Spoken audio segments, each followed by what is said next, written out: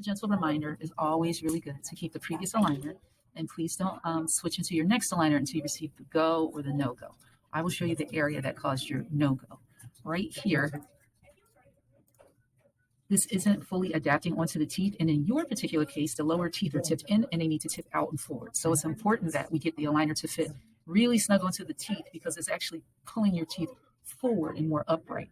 So you can't help that aligner's gone. You may move on to the next one, but I'm going to push out your next scan date to 10 days instead of 7. You will need the full 10 days. It's important that you use your chewies. It's very important that you continue to wear your aligner for 22 hours a day. And then when you have opportunity, I would like you to give a little extra attention to these teeth here by biting down firmly on your chewy, whether it's a stick or the little chewy pillow thing. Bite down for 5 seconds, open, and then move to the next tooth.